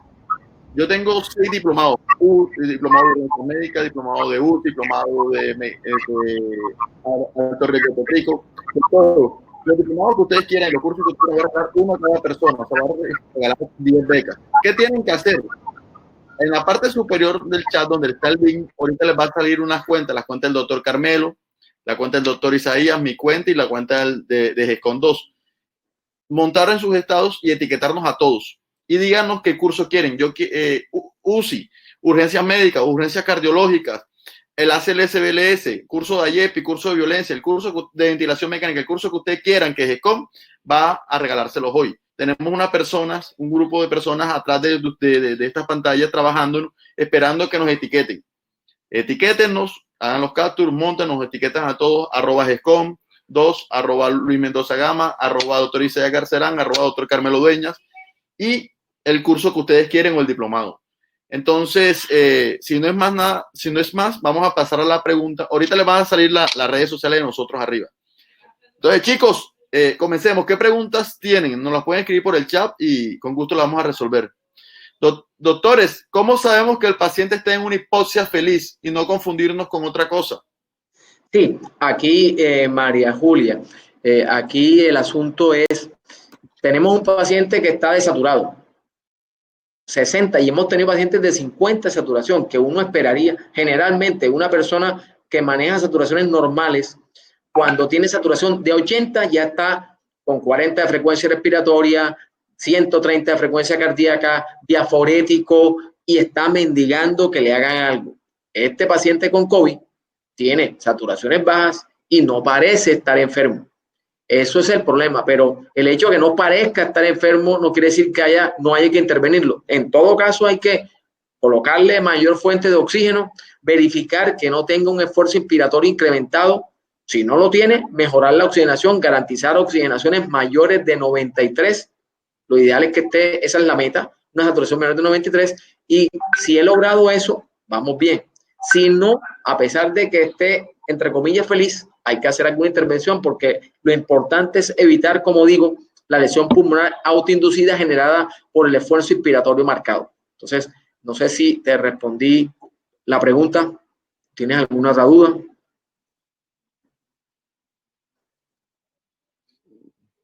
Hay que esperar para ver. Doctor, ¿el prono por cuánto tiempo y en qué momento decido yo parar? Hay dos cosas. Una es el prono antes de intubar el paciente. El prono en el paciente no intubado es lo que se ha conocido como el prono dinámico. Esto es, el paciente lo tengo hipoxémico, le coloco una cánula nasal o un Venturi o una máscara con bolsa de reserva de oxígeno a 15 litros por minuto y le digo al paciente que se coloque en decúbito lateral derecho, en decúbito lateral izquierdo, en prono y luego en decúbito supino. Esos cambios los va a hacer idealmente cada 2 horas. Que permanezca en decúbito lateral 2 horas, en decúbito prono 2 horas, porque de pronto, como está consciente, no va a tolerar el decúbito prono permanentemente. La mejoría es tan grande y cuando uno le explica, que es probablemente lo que más nos ha impactado con la COVID, cuando uno le explica al paciente, mira el número que tienes ahí en el monitor, si ese número que está ahí llega a 93 y el paciente tiene eso en 82, llega a 93, va bien. Y el paciente incluso sin que le digan ya comienza a pronarse espontáneamente él y queda en prono y está claro que no solo la prono, la decúbito lateral también lo apoya. Uno tendría que decir que de pronto la peor posición para la oxigenación es la que siempre empleamos, que es la decúbito supino. Esa es la que no debiéramos mantener. Ahora, cuando tenemos el paciente intubado en ventilación mecánica, la prono debe ser en las primeras 48 horas del SRA, debe durar por lo menos 16 horas continuas, si es eficaz, y debe repetirse hasta los días que sea necesario hasta lograr que el paciente, después de 4 horas de estar en decúbito supino, o sea, boca arriba, 4 horas de estar así, tenga PAFI mayor de 150, con PIP menor de 10, con FiO2 menor de 60%. Si cumple esos 3 requisitos, no tendríamos que volverlo a pronar. Si no cumple uno de los 3, hay que seguirlo pronando más de 16 horas. Gracias, doctor Isaías. Tengo una pregunta aquí para ti. Chicos, etiquétenos en las redes sociales de Instagram. Ahí hay una persona, díganos, etiquétenos a todos nosotros, díganos qué curso quieren que GECON les regale. Si quiero UCI, urgencias médicas, curso de ventilación mecánica, curso de EKG básico avanzado, curso de ACLS, curso de AYEP, el que ustedes quieran, lo van a elegir. Pero etiquétenos en todas sus redes sociales, en Instagram, a todos nosotros. Doctor Isaías, el paciente que tiene PAFI menor de 150, pero tiene hiposemia feliz, sabiendo que se ve cómodo, con oxígeno de alto flujo, ¿cuándo indicaríamos a intubarlo? Bueno, para tomar la decisión de intubar, tú tienes que mirar todos los factores del paciente. Realmente, uno, en la poca experiencia que uno tiene en esto, uno se da cuenta que lo que está escrito no es tan así. Porque esos pacientes que he tenido con pacientes con PAFI de 120, que tenga buena mecánica respiratoria, que la frecuencia respiratoria sea normal, que la saturación del paciente en promedio sea mayor a 90, es un paciente que podemos aguantar la decisión de ventilación mecánica. Pero si es un paciente que tú ves que está con un score de HACOR, grábense el nombre, un score de HACOR mayor a 5 puntos, que tenga la frecuencia respiratoria alta, que esté saturando menor de 88, que esté taquicárdico, que haga deterioro neurológico, un paciente que toca acudir a intubarlo. Yo voy a decirles a ustedes que todo paciente con PAFI menor de 150 lo voy a intubar. Realmente no lo estoy haciendo en el protocolo que nosotros tenemos. ¿Por qué? Porque hay pacientes con PAFI que están en 130, 140 en hipoxemia feliz y los he manejado con ventilación mecánica no invasiva con oxígeno de alto flujo y estos pacientes salen, doctor Carmelo. Y realmente a veces uno queda como que, wow, o sea, si esto yo lo hubiera escuchado 2 años antes, yo digo, esto es una locura, pero los pacientes salen. De acuerdo. El micrófono, Luis. Micrófono. Perdón, qué pena. ¿Cómo destetar la FIO2 o PI si el paciente tiene una hipoxia refractaria severa?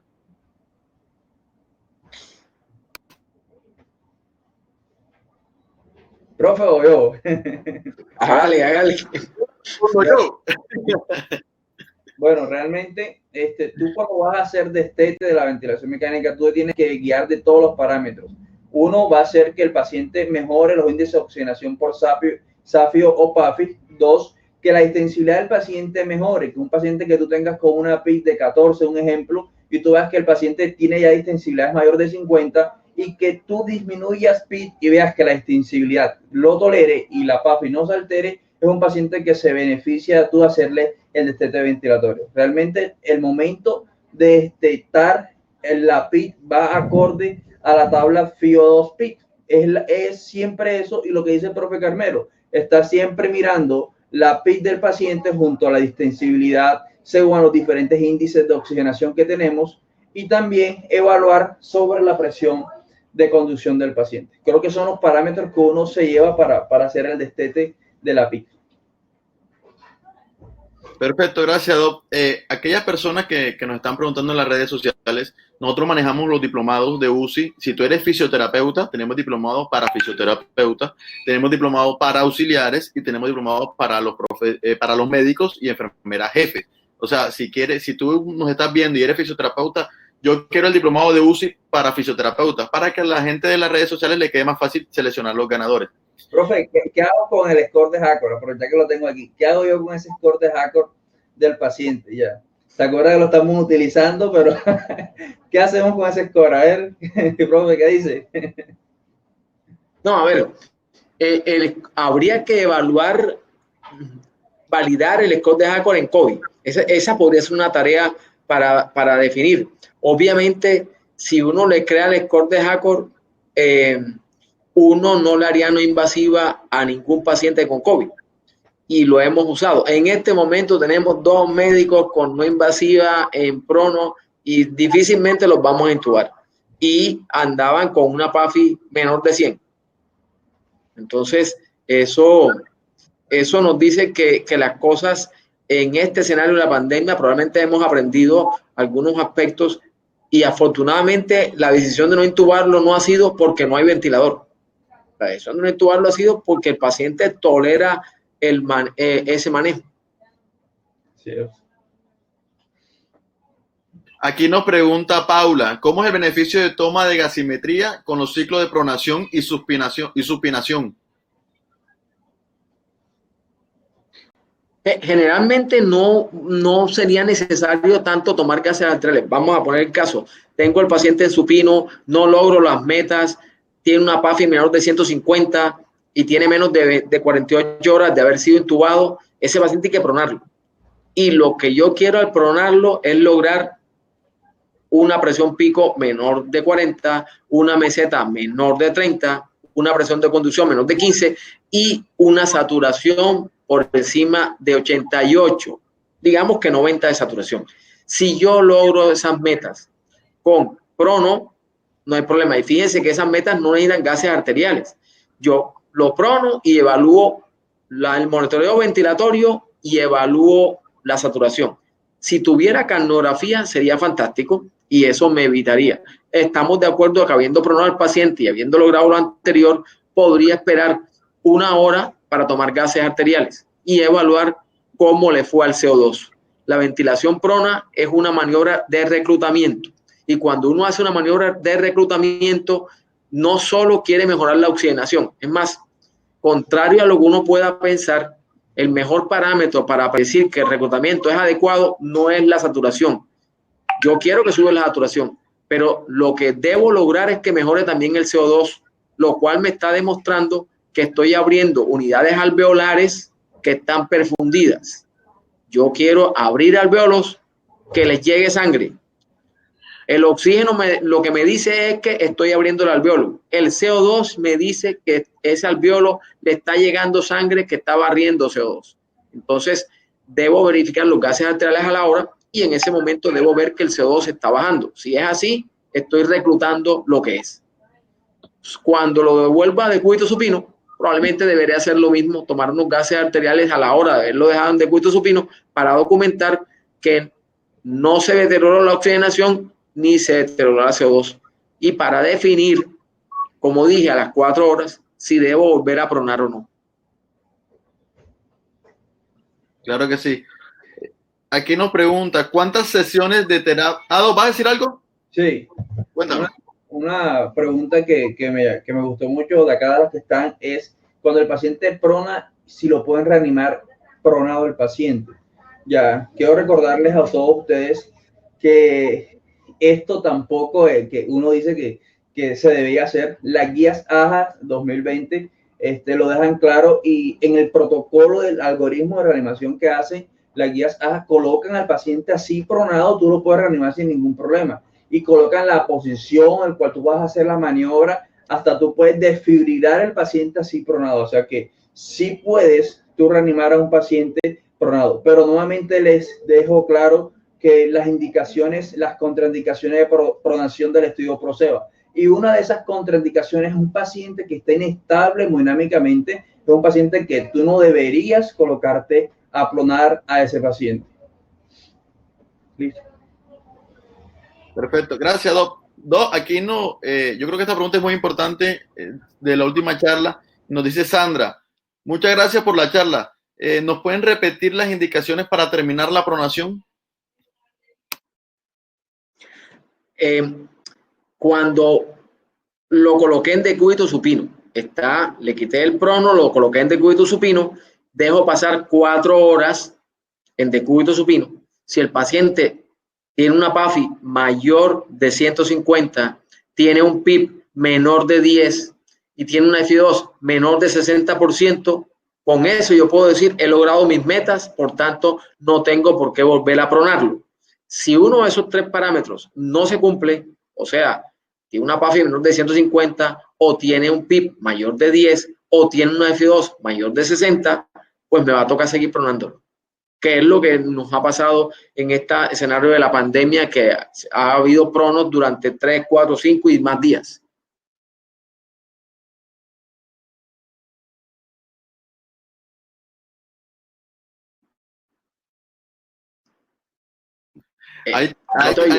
Hay tantas preguntas que nos podríamos quedar hasta las 2 de la mañana. Por eso les recomiendo que hagan el curso de ventilación mecánica y hagan todos nuestros cursos. Entonces aprovecho porque sé que les va a gustar, y hay mucha gente que está conectada que son estudiantes de nosotros y dan fe de la calidad bueno, los están viendo, no te necesitamos mostrar la calidad de los docentes, porque lo están viendo. Y estamos preparando unos cursos con cada uno de ellos. Con el doctor Carmelo estoy preparando un curso de sepsis, y con el doctor Isaías estoy preparando un curso de imágenes diagnósticas. O sea que prepárense y sigan nuestras redes sociales porque van a venir cosas muy chéveres. Doctores, yo creo que es una de las preguntas que a pesar de que pues yo no soy médico, yo creo que sería, siendo yo médico, la que más me gustaría saber, y es ¿qué medicamentos recomienda a un paciente para que tolere la intubación? Hágale, doctor Isaías. ¿Qué medicamento me recomiendas para que tolere la intubación? Realmente, los protocolos que hay de intubación de la guía COVID, ellos dejan claro que depende mucho de la estabilidad hemodinámica. Tú decides qué medicamento le vas a colocar, Y adicional a eso, depende de qué tengas tú en tu sitio de trabajo, porque tú puedes estar trabajando en el mejor sitio que tengas los mejores medicamentos, como puedes estar en un servicio de urgencia que nada más tengas midazolam, fentanil y becuronio, y te va a tocar intubarlo con eso. Entonces, dependiendo de eso, el protocolo que tú utilizas de intubación se basa primero en la estabilidad hemodinámica. Recordarles que el propofol o etomidato son muy buenos en pacientes que están inestables hemodinámicamente. Luego de eso, le colocas lidocaína al paciente. Recordarles que la lidocaína evita el reflujo de la tos del paciente y esto le va a ayudar a los pacientes. Y el relajante neuromuscular siempre indica éxito en el protocolo de intubación, sea succinilcolina, sea becuronio o rocuronio. Una de las ventajas de la succinilcolina, para que resumirles muy rápidamente, es la vida media, que es una vida media muy corta, y la otra ventaja es que no abre el esfínter esofágico inferior. Entonces, estas dos situaciones llevan a que evita la broncoaspiración y la puedes administrar sin ningún problema. Pero ojo con la succinilcolina, que pacientes con hipercalemia, pacientes que tengan más de 5 días hospitalizados, puede producir síndrome de debilidad aguda y estaría contraindicada. Entonces, ese sería como el protocolo general. Y nuevamente les digo, depende de qué tengas tú a la mano y de dónde estés trabajando para hacer tú el protocolo de tu sitio de trabajo.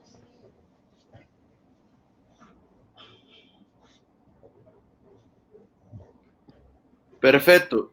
Doctor, hablaron al final de la pronación. Aquí nos preguntan, ¿qué otra posición es recomendada para el reclutamiento alveolar en caso tal que no podemos utilizar la posición prona?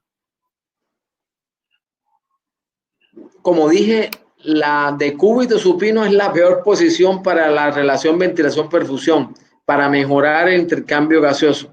Entonces, si no es posible la posición prona, habría que evaluar el decúbito lateral.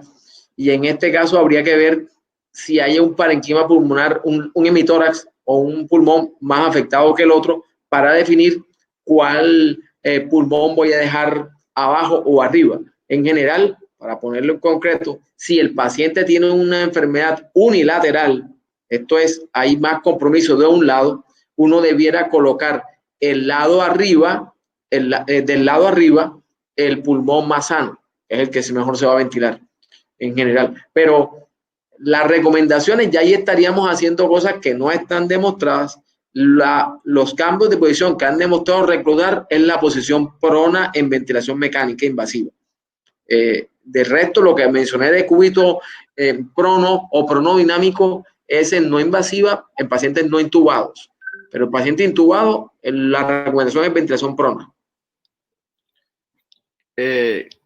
Chicos, hay a los que se suscribieron a nuestro canal de YouTube y activaron las notificaciones, ahí nosotros montamos hace poco un video del doctor Carmelo que tenemos del COVID-19 en ventilación mecánica. Sería chévere que todos vayan y lo miren y ahí van a resolver bastantes preguntas que tengan. Doctores, una pregunta. Tenemos un paciente de 60 años en pronación continua, mala mecánica respiratoria, no tolera pronación, sus gases arteriales con PO2 de 70, PCO2 de 45. Le hemos dado chance para intubación. ¿Es contraproducente continuar pronación o lesiones menos intubarlo?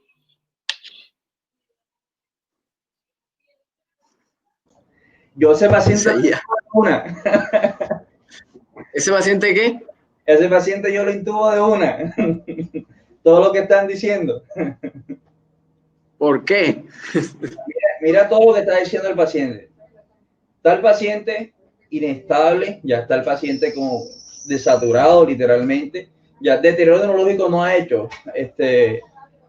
Luis, en el espacio de la pregunta, no ha hecho. ¿Sí tiene deterioro neurológico el paciente o no ha hecho? A la persona que pregunta. No tiene. No. Bueno, ahí ya cambiaría un poquito el concepto, ya. Porque yo creo que he tenido pacientes así, profe, y los he intubado y se han muerto. Y he tenido pacientes así y los he aguantado con la no invasiva y están vivos. Difícil. Sí, no es fácil la decisión, pero en general hay condiciones que son semáforos rojos para decir hasta aquí llego con no invasiva. De aquí en adelante tengo que intubar. La inestabilidad hemodinámica es uno de esos.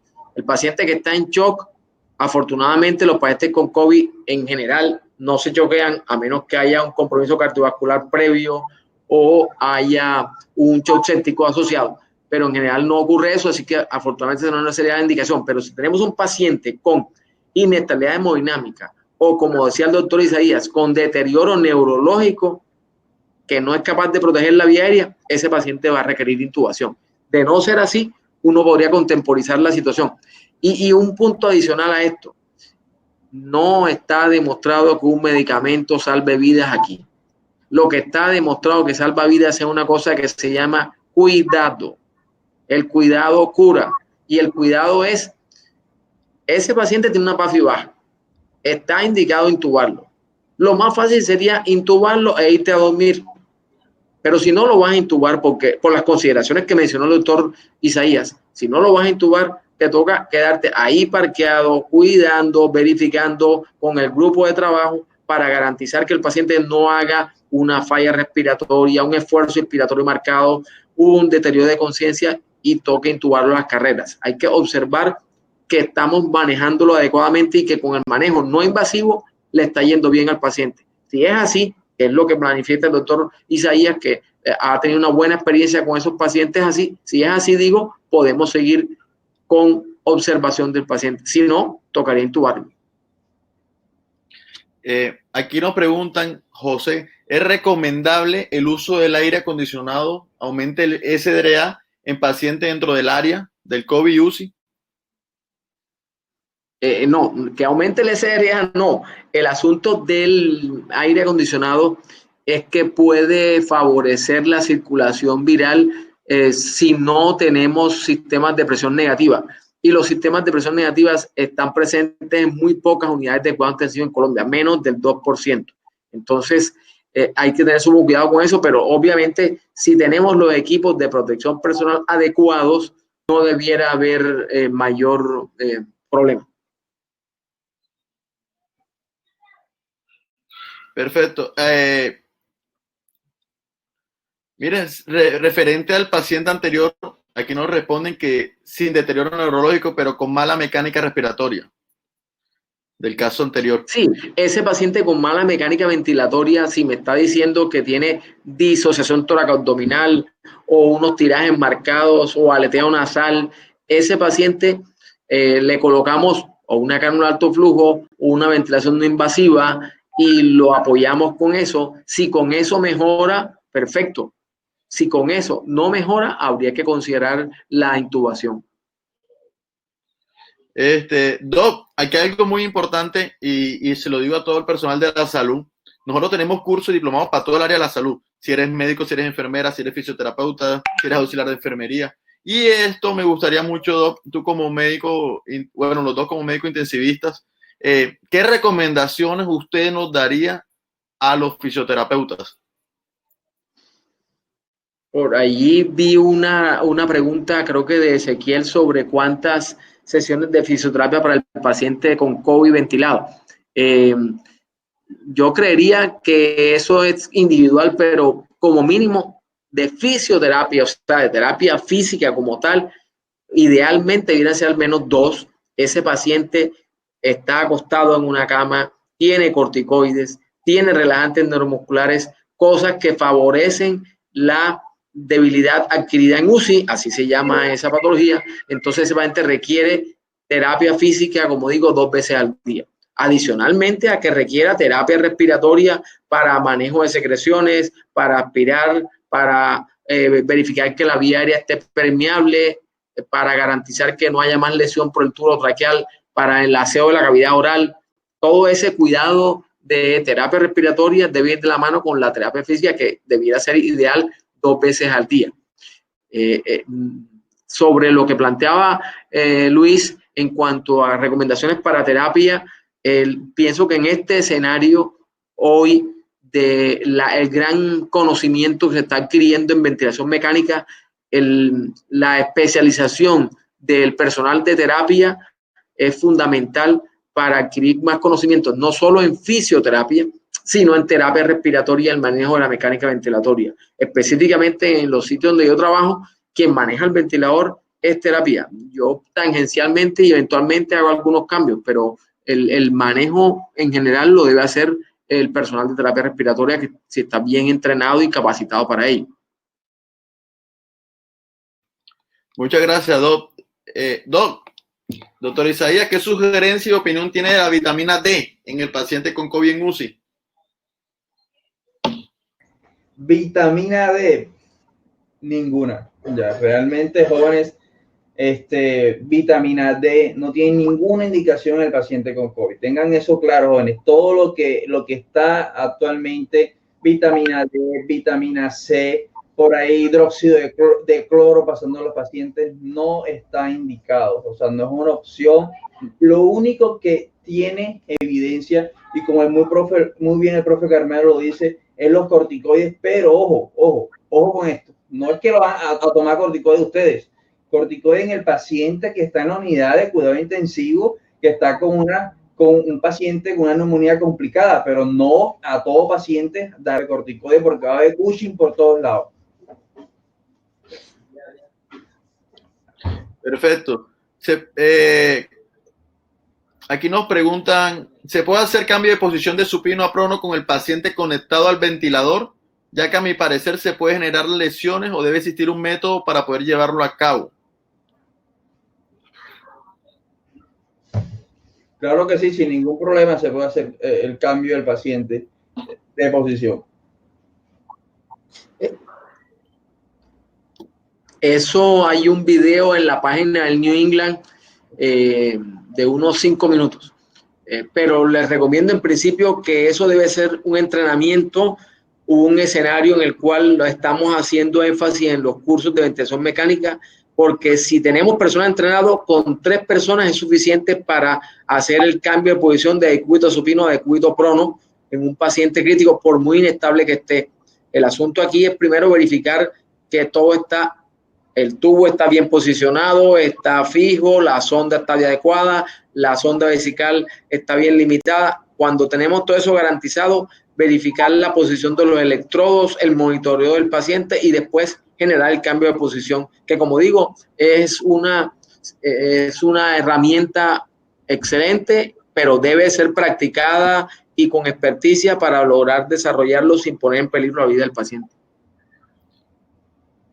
Aquí tenemos un estudiante de Perú y nos pregunta, ¿la ivermectina ha funcionado bien en los pacientes acá en Perú? Para estronquilosis intercolaris, pero para más nada. No. Realmente, como dice el profe, o sea, la ivermectina yo la utilizo al paciente que tengo alto riesgo de sospecha, que tenga una parasitemia al paciente por estronquilosis intercolaris. De tú, pacientes que utilizas corticoides, que vas a colocar corticoides por largo tiempo, que son 10 días, estos pacientes, si tú sospechas de esa coinfección ya parasitaria, tú le das, pero tú lo das como profilaxis para ese parásito, tú no lo das para pacientes con COVID. Sí, de acuerdo. Perfecto. ¿Cuándo utilizar terapia ECMO y cuáles son los parámetros a considerar? Hay 2 indicaciones fundamentales. La hipoxemia. Pacientes con PAFI menores de 50 por 3 horas o pacientes con PAFI menor de 80 por más de 6 horas. Esa sería la de hipoxemia. La de hipercapnia. Pacientes con hipercapnia extrema a pesar de que yo haya logrado frecuencias respiratorias en 35 y no haya logrado corregir la hipercapnia. Esa sería la otra indicación para ECMO venovenoso. Esas serían las 2 indicaciones concretas de las más recientes guías de Critical Care Medicine de este año. Fundamentalmente, acaba de salir un consenso colombiano de ECMO que tiene algunos lineamientos muy similares a esto que acabo de decir. Falta otro detalle. Esas son las 2 indicaciones, pero siempre tener en mente que la ventana de oportunidad del ECMO es menor de una semana y en general en menos de 5 días. Entonces, fíjense que aquí los tiempos corren rápido.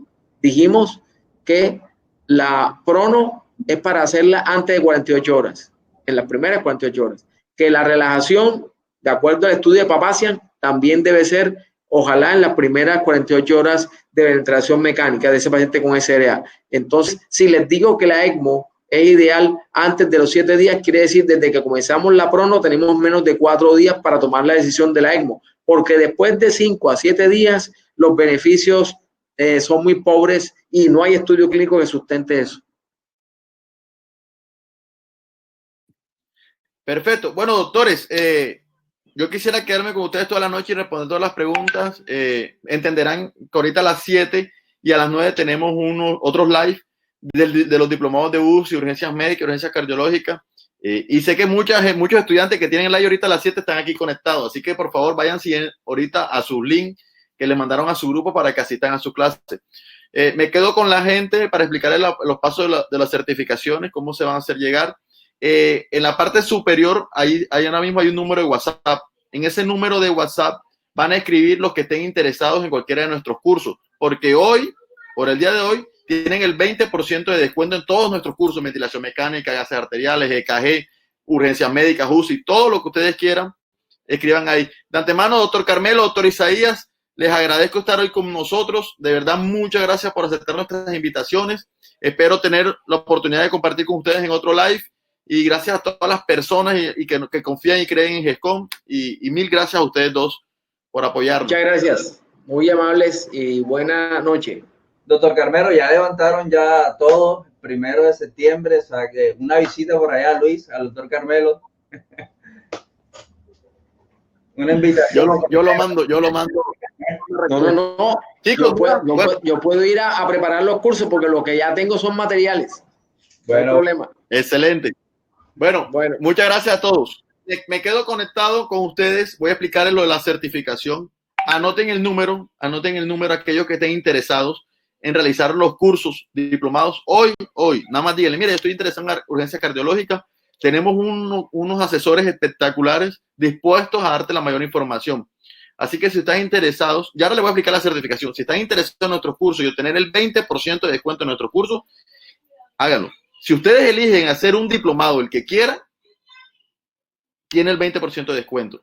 Si quieren el curso, 20% de descuento. Solamente escriban al WhatsApp. Ese es el WhatsApp, pidan información. Ahora, la certificación, importante. Los ganadores van a salir en estos momentos. Los ganadores de los diplomados y cursos van a salir en estos momentos en la parte superior. Si fuiste uno de los ganadores, escribe el número que estaba anterior y dile, mira, yo gané el curso. Ahí están los números. Y ¿cuál es el número? Ya yo se los voy a anotar por acá en los comentarios. Ya van a poner los ganadores. Sí, los ganadores, por favor, colóquenme los ganadores en la parte de sistema. Ahí están los ganadores. Gracias a los ganadores. Si tu nombre salió ahí, tu red social ahí está el ganador. Ves y reclama tu premio, tu curso en el número celular que les di. Ahí están los ganadores de la noche de hoy. Y ahora les explico cómo será la certificación. El certificado, ¿cómo va a ser? Vamos a durar máximo 8 días para entregar los certificados. ¿Qué deben hacer? Al momento que termine, por favor, al momento que termine de hablar, el chat va a quedar habilitado. Una sola vez, ustedes me van a colocar nombre, cédula y correo electrónico. La asistencia la tenemos los nombres de cada uno de ustedes, pero necesitamos la cédula para que salga el certificado. Entonces, colóquenlo una sola vez. Nombre, cédula y correo electrónico. Ahí estoy copiándole los ganadores.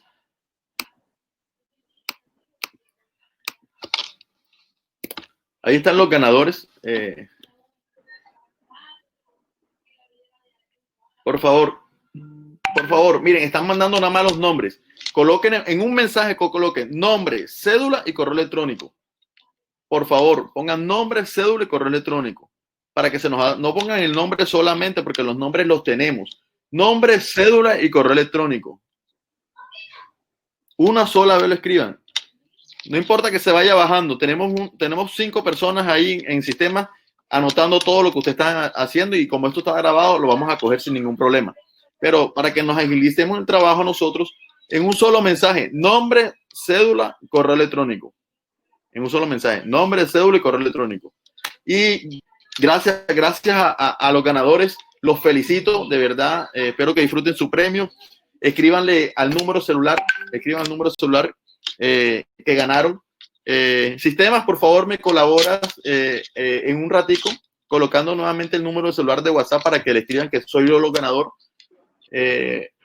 Y aquellas personas que estén interesadas en obtener nuestros descuentos en nuestro curso de diplomado del día de hoy, los esperamos con las manos abiertas, los brazos abiertos para que aprovechen, se instruyan y aprendamos muchas más cosas. Ya conocen la calidad de nuestros docentes y todos son así. Contamos con un estar de docentes magníficos, excelentes médicos y excelentes personas. Por favor, es importante que dejen su nombre en un solo mensaje, nombre, cédula y correo electrónico. Ese es el WhatsApp, ese es el WhatsApp. Perfecto. Así como ustedes coloquen el nombre, así tal cual sale el certificado. Ahí está el número de WhatsApp. Aquellas personas que quieran hacer cursos con nosotros, aprovechen el descuento, aprovechen, no se van a arrepentir de invertir en ustedes. Todos nuestros diplomados tienen live. O sea, no solamente sentarte a mirar una clase grabada, sino que vas a tener acceso a live. Y vas a tener la plataforma habilitada 1 año y vas a poder aprender muchísimo. De verdad, hay biblioteca virtual, hay artículos, hay de todo. De verdad, escriban en el WhatsApp si están interesados.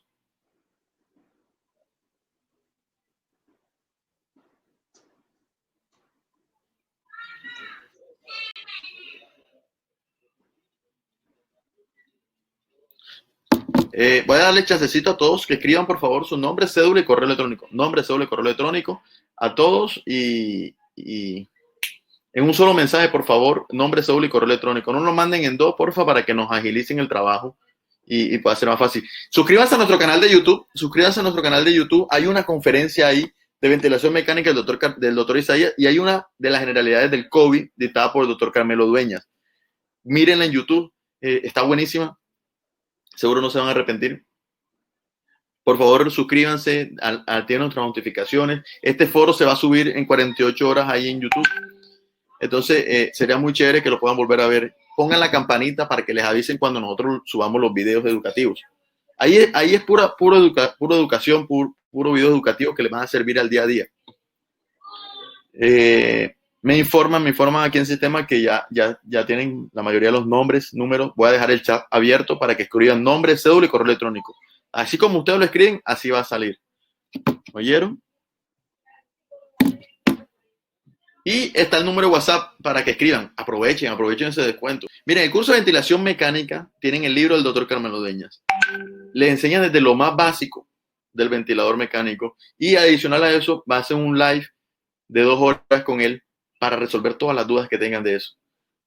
Igual el curso de KG, en el diplomado de UCI, diplomado de urgencias, escriban en el WhatsApp. Mire, estoy interesado en X. No importa la profesión que tengas, tenemos para todas las profesiones, todo el personal de la salud. Entonces, ahí les voy a dejar el número para que escriban.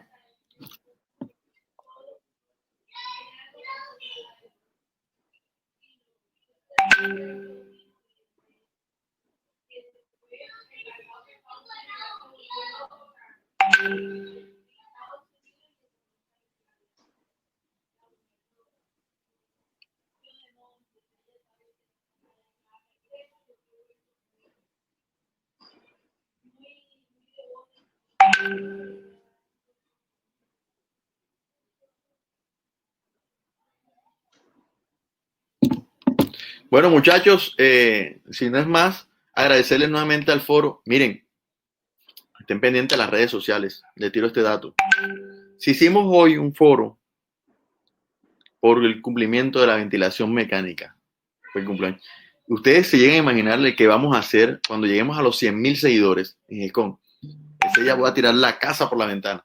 Es más, yo creo que hasta me van a echar de la empresa. Pero vamos a hacer algo macro, algo magnífico. Y estén muy, muy pendientes a nuestras redes sociales, porque apenas lleguemos a 100,000 seguidores, la bomba sale y van a aprovechar. Eso va a ser una lluvia de conocimiento magnífica. Y yo sé que les va a gustar muchísimo. Entonces, es muy importante que sigan nuestras redes sociales, nos recomienden a sus amigos, a sus compañeros, a sus colegas, a todos.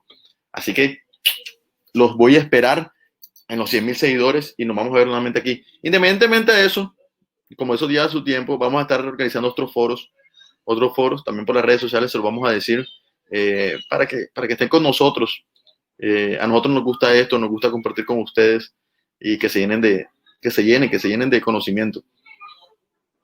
A veces no sabemos qué familiar puede estar en una UCI y me gustaría que la persona que está en la UCI sepa y esté llena completa de conocimiento para estar en mi tranquilidad. Entonces, espero que ustedes también. Me despido nuevamente dándole las gracias a ustedes, gracias por confiar en GESCOM, dándole la bendición a todos en sus hogares, no importa en el mundo donde estés, si estás en Chile, Perú, en cualquier parte de Latinoamérica, en cualquier parte del mundo. Mil gracias porque hoy nos vistes, porque hoy conociste a GESCOM. Si es primera vez que nos vistes, bienvenido a nuestra familia GESCOM. Mil gracias a ustedes por confiar en ustedes. Que Dios y el gran poderoso se los bendiga a ustedes, bendiga en su hogar, bendiga a cada uno de ustedes. Los espero en una próxima oportunidad. Mi nombre es Luis Mendoza, soy el gerente general de GESCOM. Nada, cuídense, por favor, cuídense y cuiden a los suyos. Un fuerte abrazo, que Dios me los bendiga. El chat va a quedar habilitado para que sigan mandando nombre, cédula y correo electrónico. Mándenlo una sola vez. Mil gracias, gracias Ingrid Ochoa, gracias, de Arauquita, del departamento de Arauca, nos manda saludos. Que Dios me los bendiga. Una amiga no puede enviar sus datos por inestabilidad de la conexión. Angélica, mándanos el nombre, la cédula y el correo electrónico por aquí. Mándalo tú, no hay problema, ahí lo anotamos. Los certificados duran aproximadamente 8 días. Hoy, el día de mañana se empiezan a montar y se empiezan a enviar, se mandan en tandas de 100, 150 diarios. Fueron casi 600, entonces yo creería que en 8 días ya más tardar los tienen. Desde Barranquilla, Laura, saludos. Muchas gracias. Gracias a todos, verdad, por el mensaje tan bonito que nos están dejando. La lista de ganadores, ya salió la lista de ganadores. Ahí le voy a dejar el WhatsApp, porfa, para que... Igual a los ganadores les van a escribir, pero ahí las colocamos. Los colocamos. Le voy a dejar el WhatsApp. Ahí están los ganadores, se los puedo enviar. Desde Malamo, saludos. En el WhatsApp escriban y gánense ese 20% de descuento, ¿verdad? Que lo van a aprovechar. No es que yo se los quiera vender, obviamente sí, pero sé que le van a sacar mucho provecho a ustedes. Y gracias nuevamente por confiar. Un abrazo para todos. Dios me los bendiga. Hasta luego. Nos vemos en la próxima.